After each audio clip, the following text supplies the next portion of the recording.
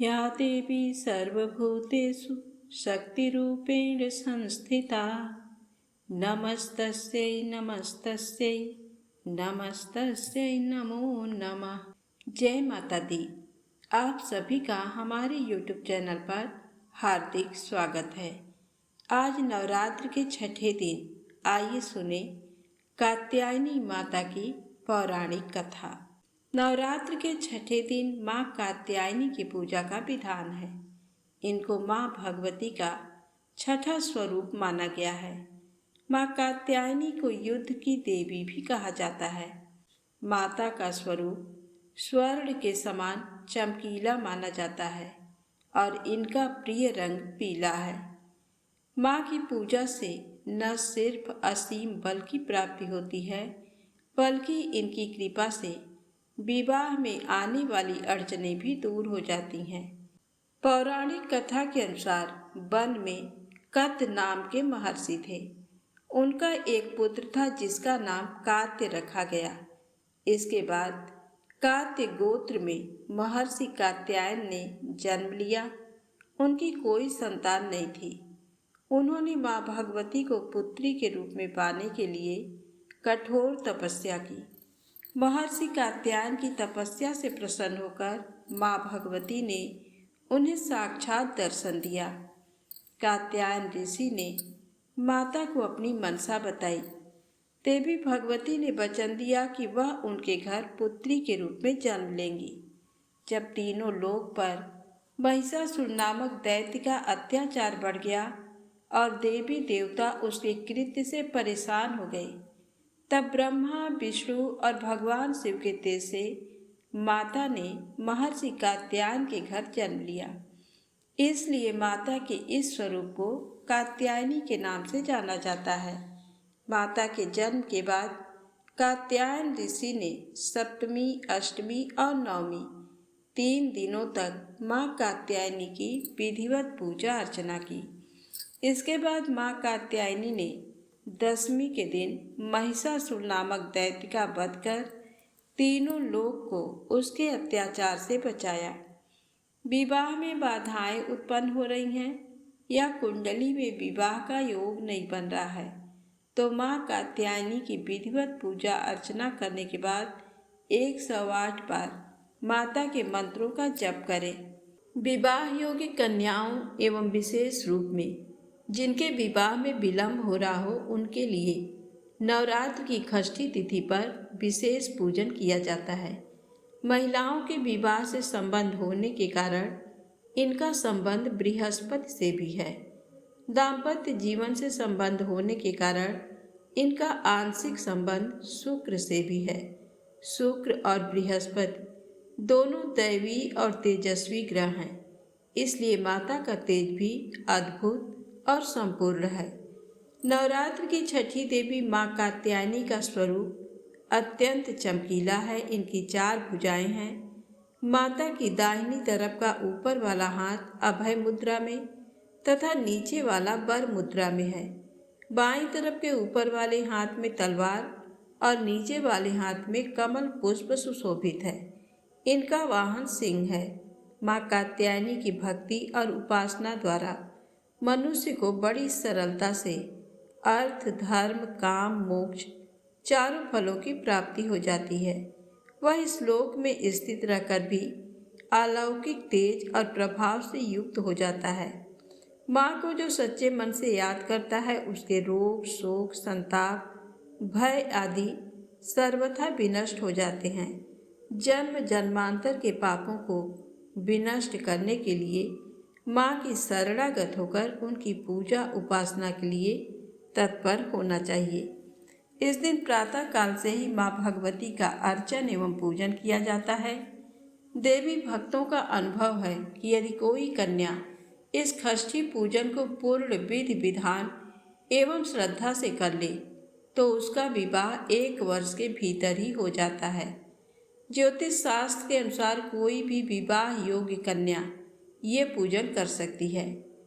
इसके लिए किसी विशेष अनुमति अथवा दान आदि का बंधन नहीं है। केवल श्रृंगार सामग्री एवं पूजन सामग्री से माता का पूजन फलदायी होता है। माता का संबंध श्री कृष्ण और उनकी गोपिकाओं से रहा है और ये ब्रज मंडल की अधिष्ठात्री देवी हैं। भगवान कृष्ण जैसा पति पाने के लिए ब्रज की गोपियों ने इन्हीं की पूजा की थी। ये पूजा कालिंदी यमुना के तट पर की गई थी, इसीलिए वह ब्रज मंडल की अधिष्ठात्री देवी के रूप में प्रतिष्ठित है। इनका स्वरूप अत्यंत भव्य और दिव्य है। गोपियों द्वारा पढ़ा ये मंत्र विवाह के लिए अत्यंत असरकारी व लोकप्रिय है। मंत्र है, कात्यायनी महामाये महायोगिन निधीश्वरी नंद गोप सुतम देवी पति में कुरुते नमः। चूँकि कात्यायनी देवी मनचाहे पति का आशीष देने वाली देवी हैं, इसीलिए गोपियों ने श्री कृष्ण जैसा वर पाने के लिए इनकी उपासना की थी। आइए सुने माँ कात्यायनी से जुड़ी पौराणिक कथा। रंभासुर का पुत्र महिषासुर था, जो अत्यंत शक्तिशाली था। उसने कठिन तप किया था। ब्रह्मा जी ने प्रकट होकर कहा, वत्स, एक मृत्यु को छोड़कर सब कुछ मांगो।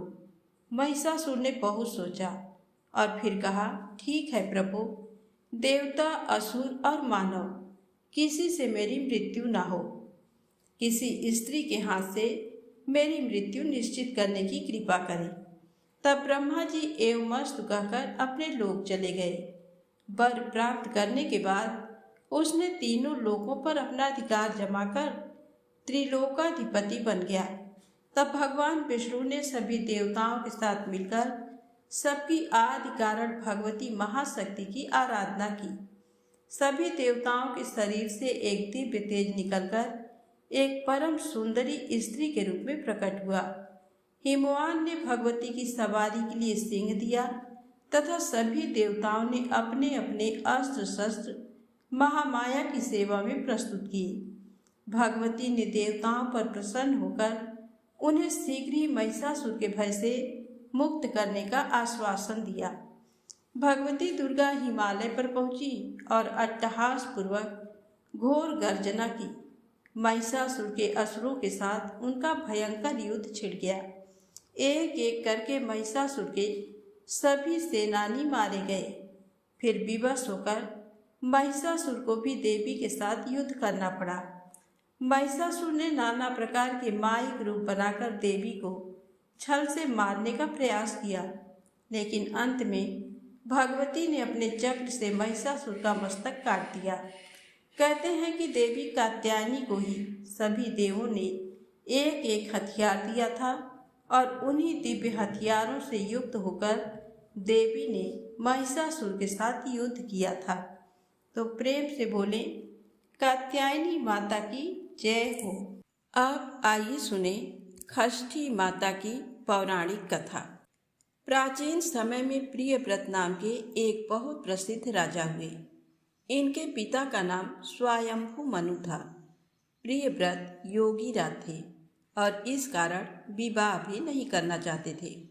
तपस्या में इनकी विशेष रुचि थी, लेकिन ब्रह्मा जी की आज्ञा तथा सत्य प्रयत्न के प्रभाव से उन्होंने विवाह कर लिया। विवाह के काफी वर्ष बीत जाने पर भी उन्हें कोई संतान नहीं हुई। तब कश्यप जी ने उनसे पुत्रेष्ठ यज्ञ करवाया। राजा की भार्या का नाम मालिनी था। मुनि ने उन्हें खीर प्रदान की और खीर खाने के बाद रानी मालिनी गर्भवती हो गई। कुछ समय बाद रानी ने स्वर्ण के समान प्रभाव वाले एक कुमार को जन्म दिया, लेकिन सभी अंगों से पूर्ण होने पर भी वह बालक मरा हुआ पैदा हुआ था। पुत्र के शोक में माता को मूर्छा आ गई। राजा प्रियव्रत उस मृत बालक को लेकर शमशान में गए और उस एकांत भूमि में पुत्र को छाती से चिपकाकर आंखों से आंसुओं की धारा बहाने लगे। तभी वहां एक दिव्य विमान दिखाई पड़ा। शुद्ध स्फटिक मणि के समान चमकने वाला वह विमान अमूल्य रत्नों से बना था। तेज से जगमगाते हुए उस विमान की रेशमी वस्त्रों से अनुपम शोभा बढ़ रही थी। वह अनेक प्रकार के अद्भुत चित्रों व पुष्पों की माला से सजा हुआ था। उस विमान में मन को मुग्ध करने वाली एक सुंदर देवी को राजा प्रियव्रत ने देखा। श्वेत चंपा के फूल के समान उनका उज्जवल वर्ण था। देवी के मुख पर प्रसन्नता छाई हुई थी और वे मुस्कुरा रही थी। रत्नमय आभूषण उनकी शोभा बढ़ा रहे थे और योग शास्त्र में पारंगत वे देवी भक्तों पर अनुग्रह करने के लिए आतुर थी। ऐसा जान पड़ता था कि वे मूर्तिमती कृपा ही हों। देवी को सामने देख राजा ने बालक को जमीन पर रख दिया और बड़े आदर के साथ देवी की पूजा तथा स्तुति की। उस समय वह स्कंद की प्रिया देवी खष्ठी अपने तेज से देदीप्यमान थी। उनका शांत विग्रह ग्रीष्मकालीन सूर्य के समान चमचमा रहा था। उन्हें प्रसन्न देख राजा ने पूछा, सुशोभने, कांते, सुब्रते, बरारोहे, तुम कौन हो? तुम्हारे पति देव कौन है और तुम किसकी कन्या हो? तुम स्त्रियों में धन्यवाद तथा आदर की पात्र हो। जगत को मंगल प्रदान करने में प्रवीण तथा देवताओं को रण में सहायता पहुंचाने वाली वे भगवती देवसेना थी। पूर्व समय में देवता दैत्यों से परास्त हो चुके थे। इन देवी ने स्वयं सेना बनकर और देवताओं का पक्ष लेकर युद्ध किया था। इनकी कृपा से देवता विजयी हो गए थे, अतएव इनका नाम देवसेना पड़ गया। महाराज प्रियव्रत की बात सुनकर ये उनसे कहने लगी, राजन, मैं ब्रह्मा की मानसी कन्या हूँ। जगत पर शासन करने वाली मुझ देवी का नाम देवसेना है।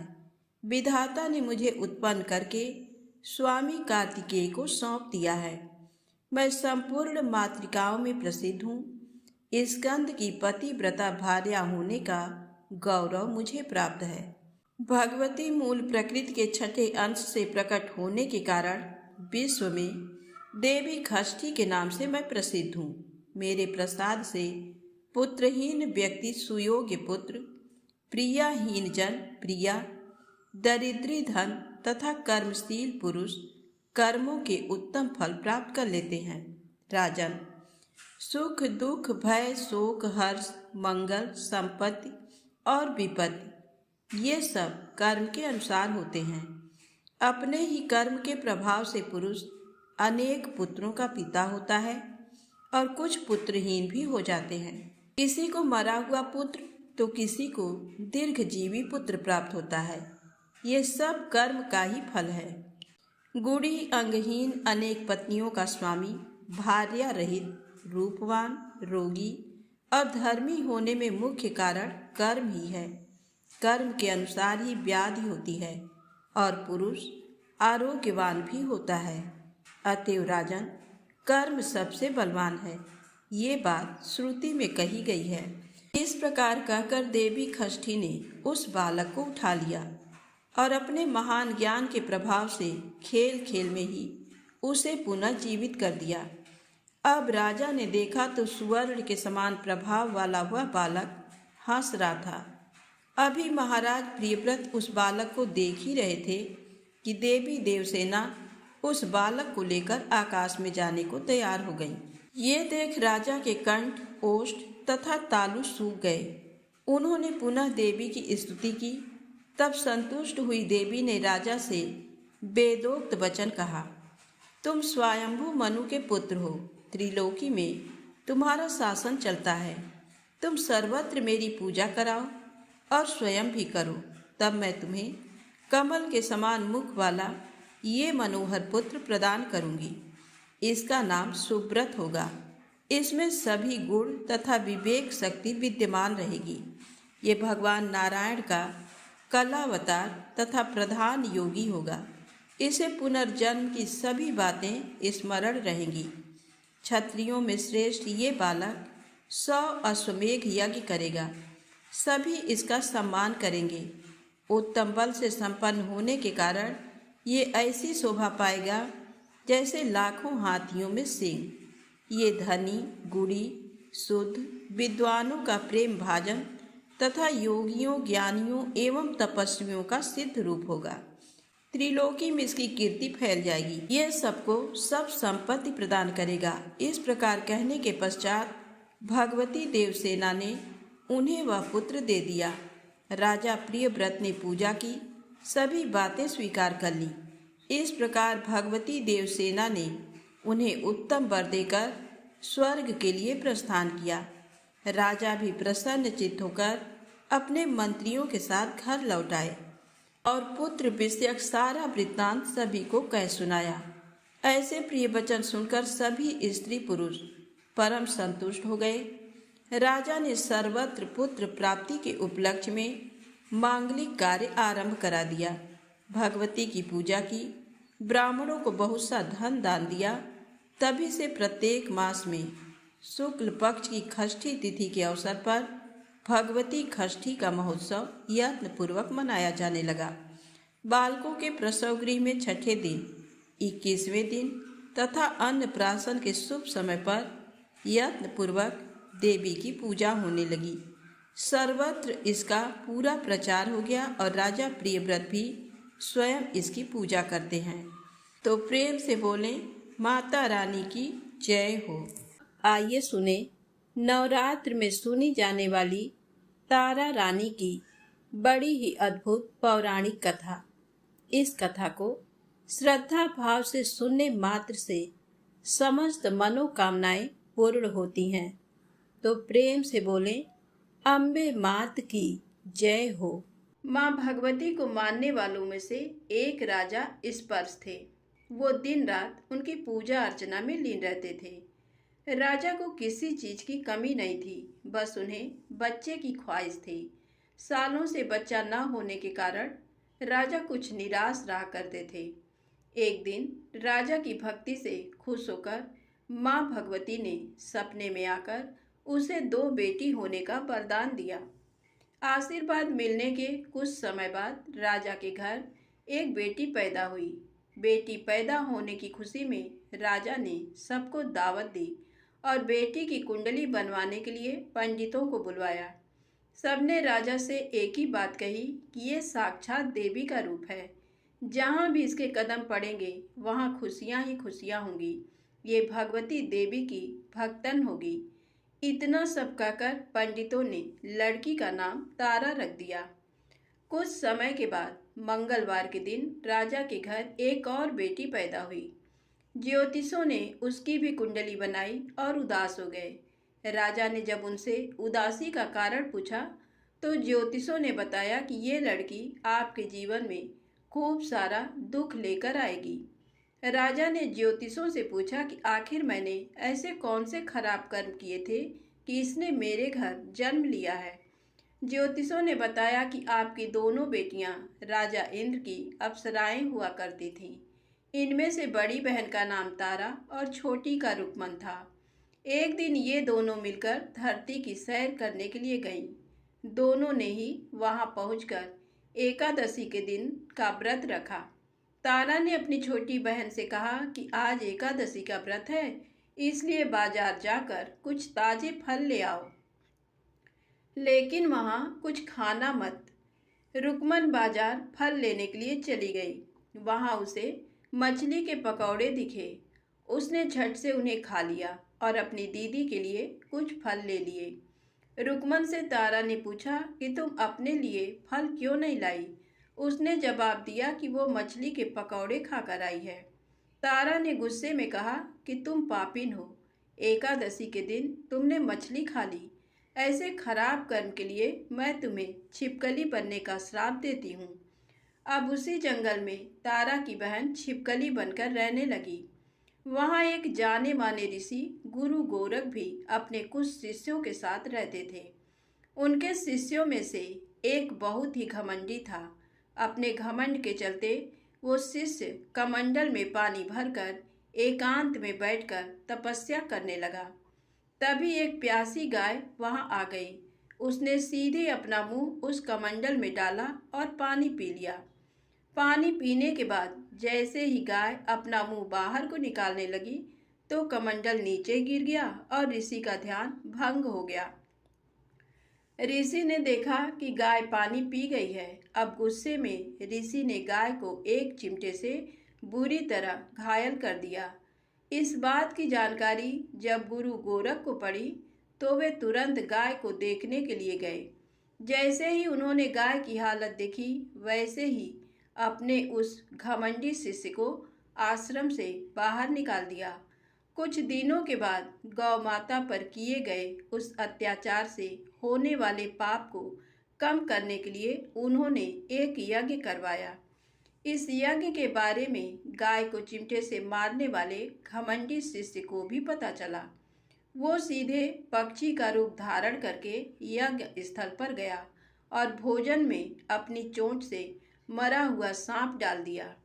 किसी को इस बात की खबर नहीं हुई। ये सब होते हुए तारा से श्राप मिलने वाली छिपकली रुकमन देख रही थी। उसके मन में हुआ कि इसे खाकर सारे लोग मर जाएंगे। सबकी जान बचाने के लिए छिपकली बनी रुकमन सभी लोगों के सामने भोजन पर गिर गई। लोगों ने छिपकली को खूब कोसा और बर्तन को खाली करने लगे। उसी वक्त भंडारा करने वालों को खाने में मरा हुआ सांप भी दिखा। तब कहीं जाकर सबको समझ आया कि छिपकली सबकी जान बचाने के लिए जानबूझकर भोजन में गिरी। एक छिपकली होने के बावजूद भी इतने अच्छे विचार होने की वजह से यज्ञ में मौजूद सारे महत्वपूर्ण लोगों ने कहा कि हमें इस छिपकली की मुक्ति के लिए प्रार्थना करनी चाहिए। पंडित ने आगे बताया कि सबकी प्रार्थना से ही वो छिपकली तीसरे जन्म में आप जैसे प्रतापी राजा के घर बेटी के रूप में पैदा हुई है। वहीं तारा ने दूसरे जन्म तारामती के रूप में लिया और अयोध्या के राजा हरिश्चंद्र से शादी की। इतनी सब बातें कहने के बाद पंडितों ने राजा स्पर्श को रुकमन को मारने की सलाह दी। इस बात पर राजा बोले, मैं किसी बेटी को कैसे मार सकता हूँ? ऐसा करना पाप होगा।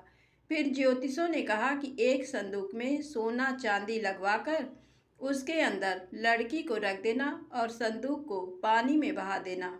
उसमें लगा हुआ सोना चांदी देखकर लोग नदी से संदूक जरूर निकालेंगे और लड़की की जान बच जाएगी। राजा ने ज्योतिषों ने जैसा बताया ठीक वैसा ही किया। नदी में सोना चांदी जड़ा हुआ संदूक देखकर काशी के पास ही एक भंगी ने उसे बाहर निकाल लिया। उसके कोई बच्चे नहीं थे, इसलिए उसने संदूक के अंदर की लड़की को पालने का फैसला लिया। उसे भंगी व उसकी पत्नी ने खूब प्यार से पाला और रुक्को नाम रख दिया। बड़ी होते ही दोनों ने रुक्को की शादी करवा दी। रुक्को की सासू माँ तारामती और राजा हरिश्चंद्र के महल में साफ सफाई करने का काम किया करते थे। कुछ दिनों के बाद रुक्को की सासू माँ बीमार हो गई। उनकी जगह रुक्को वहाँ काम करने लगी। तारामती ने उसे देखा और पुराने जन्म के पुण्य के कारण पहचान लिया और उसे कहा कि तुम मेरे साथ बैठ जाओ। रुक्को ने बोला कि मैं तो भंगिन हूँ, इसलिए आपके पास नहीं बैठ सकती। तब तारामती ने उसे बताया कि तुम पूर्व जन्म में मेरी ही बहन थी। तुमने एकादशी के व्रत के दिन मछली खा ली थी और मैंने तुम्हें दंड देते हुए छिपकली बना दिया। अब तुम्हें दोबारा मनुष्य जन्म मिला है, तो इस जन्म में माँ वैष्णो की पूजा करके पुण्य कमा लो। माँ की पूजा से तुम्हारी सारी इच्छाएं भी पूरी होंगी। तारामती की इस बात को सुनने के बाद रुक्को माँ वैष्णो से एक बेटे के लिए प्रार्थना करती है और कहती है कि अगर उसकी मनोकामना पूरी हुई तो वो अपने घर में माँ वैष्णो देवी का पूजन और जागरण कराएगी। माँ वैष्णो देवी उसकी प्रार्थना सुन लेती हैं और उसे बेटा होता है। पुत्र की प्राप्ति के बाद रुक्को उसकी देखभाल और प्यार दुलार में माँ वैष्णो देवी की पूजा करना भूल जाती है। ऐसा होते होते 5 साल बीत गए और फिर एक दिन उस बच्चे को चेचक यानी माता निकल आती हैं। बच्चे की ऐसी स्थिति देखकर परेशान रुक्को अपने पिछले जन्म की बहन तारामती के घर जाकर उन्हें इस समस्या के बारे में बताती है। तब तारामती ने पूछा कि तुमने माँ वैष्णो देवी की पूजा अर्चना में कोई गलती तो नहीं की। फिर रुक्को को याद आता है कि उसने माँ वैष्णो देवी का जागरण कराने का प्रण लिया था। ये बात याद आते ही रुक्को को काफ़ी पछतावा हुआ और मन में माँ से कहा कि बच्चे के ठीक होते ही वो अपने घर में जागरण कराएगी। अगले ही दिन उसका बेटा पूरी तरह ठीक हो जाता है। तभी रुक्को ने माता रानी के मंदिर जाकर पुजारियों को कहा कि मंगलवार के दिन घर में जागरण करवा दीजिए। रुको की बात सुनकर पंडित जी कहते हैं, तुम 5 रुपए दे दो, तुम्हारे लिए हम मंदिर में ही जागरण करा देते हैं। रुको कहती है, मुझे पता है मैं छोटी जाति हूँ, लेकिन आप मेरे घर आकर ही जागरण करवा दीजिए। माँ किसी तरह का भेदभाव नहीं करती है, तो आपको भी नहीं करना चाहिए। इस पर पंडितों ने विचार विमर्श करके कहा कि अगर रानी आपके जागरण में आती है तो हम तुम्हारे घर आकर जागरण करने के लिए तैयार हैं। पंडितों की बातें सुनकर रुक्को अपनी बहन रानी तारामती के पास जाती है और तारामती को सारी बात बताती है। रुक्को की बातें सुनकर तारामती जागरण में जाने के लिए तैयार हो जाती है। इस बात को बताने के लिए रुक्को जब पंडित जी के पास जाती है, तब उनके बीच की बातों को सेन नामक नाई सुन लेता है। फिर वह राजा हरिश्चंद्र को जाकर सारी बातें बता देता है। राजा के मन में हुआ कि रानी को नीची जाति वालों के घर जागरण में नहीं जाना चाहिए। इसी वजह से वो अपनी उंगली काट लेते हैं, जिससे उन्हें नींद न आए और रानी जागरण में न जा सके। जब जागरण का समय होता है, तब भी राजा को जागते हुए देखकर रानी मन ही मन माँ वैष्णो देवी से प्रार्थना करती है कि महाराज को नींद आ जाए ताकि मैं जागरण में जा सकूं। रानी की प्रार्थना के कुछ ही देर बाद राजा को नींद आ जाती है। फिर रानी तारामती रोशनदान में रस्सी बांधकर महल से नीचे आकर रुक्को के घर चली जाती है। इसी जल्दबाजी में रास्ते में ही रानी का रेशमी रुमाल और एक पाव का कंगन गिर जाता है। इधर कुछ वक्त बाद राजा हरिश्चंद्र की नींद टूट जाती है। नींद खुलने पर रानी को अपने पास न देखकर राजा उसकी तलाश में निकल जाते हैं। रानी को ढूंढते ढूंढते उन्हें रानी का रुमाल और कंगन मिलता है। रानी की चीजों को अपने साथ लेकर राजा जागरण स्थल पहुंचते हैं और एक जगह चुपचाप बैठकर जागरण सुनने लगते हैं। माँ वैष्णो देवी के जयकारे के साथ जागरण खत्म होता है और सभी को प्रसाद दिया जाता है। तब रानी अपने हिस्से के प्रसाद को झोली में डाल लेती है। रानी के ऐसा करने पर लोग उनसे पूछते हैं कि वो प्रसाद क्यों नहीं खा रही हैं। अगर आप प्रसाद का सेवन नहीं करती हैं तो जागरण में आए लोग भी प्रसाद नहीं खाएंगे। तब रानी बोलती है कि वह प्रसाद राजा के लिए था, अब आप मुझे प्रसाद दीजिए। फिर अपने लिए प्रसाद लेकर रानी सबके सामने उसे खा लेती है। रानी के प्रसाद खाते ही जागरण में मौजूद सभी भक्तों ने भी प्रसाद खाया। इसके बाद रानी महल के लिए निकल जाती है। तभी रास्ते में ही राजा उन्हें रोककर पूछते हैं कि तुमने नीच जाति के घर प्रसाद खाकर खुद को अपवित्र कर लिया है। तुमने मेरे लिए भी प्रसाद रखा है, अब तुम उससे मुझे भी अपवित्र करना चाहती हो। अब मैं तुम्हें अपने महल नहीं लेकर जा सकता। ये बोलते हुए जब राजा रानी की झोली को देखता है, तब उन्हें प्रसाद की जगह गुलाब, चंपा जैसे अनेक फूल और कच्चा चावल व सुपारियां नजर दिखती हैं। इस चमत्कार को देखकर राजा हैरान हो जाते हैं। फिर राजा चुपचाप रानी को अपने साथ लेकर महल पहुंचे हैं। वहां रानी बिना माचिस के ही माता रानी के सामने दीप जलाकर राजा हरिश्चंद्र को और हैरान कर देती हैं। फिर रानी बोलती है कि माता के दर्शन करने के लिए बहुत बड़ा त्याग करना पड़ता है। इसके लिए आपको अपने बेटे रोहिताश्व की बलि देनी होगी, तभी माँ दुर्गा आपको साक्षात दर्शन देंगी। यह सुनकर राजा के मन में माँ के दर्शन की इच्छा होने लगी, जिसके लिए राजा अपने पुत्र की बलि दे देते हैं। बलि देने के बाद माँ दुर्गा शेर पर सवार होकर प्रकट हो जाती हैं। उन्हें देखकर राजा हरिश्चंद्र काफी खुश हो गए और माँ दुर्गा ने तुरंत राजा के बेटे को दोबारा जिंदा कर दिया। इस चमत्कार को देखकर राजा हरिश्चंद्र खुश हो गए। तभी राजा ने माँ की पूरी विधि से पूजा करके उनसे गलतियों की माफी मांगी। माँ दुर्गा ने भी राजा को खुश रहने का आशीर्वाद दिया और अंतर्ध्यान हो गई। तब राजा ने तारा रानी से कहा कि मैं बहुत खुश हूँ कि मुझे पत्नी के रूप में आप मिली हैं। फिर राजा हरिश्चंद्र, तारा रानी और रुक्मन तीनों अपनी मनुष्य योनि से छुटकारा पाकर देवलोक में चले जाते हैं। तारा रानी व्रत कथा जीवन में श्रेष्ठ कर्म करने की सीख देती है। बुरे कर्मों के फल इंसान को भोगने ही पड़ते हैं। धन्यवाद। प्रेम से बोलें माता रानी की जय। दोस्तों, वीडियो पसंद आए तो कृपया चैनल को लाइक सब्सक्राइब अवश्य करें। कमेंट में माता रानी की जय अवश्य लिखें। माता रानी आप सभी की मनोकामनाएं पूर्ण करें।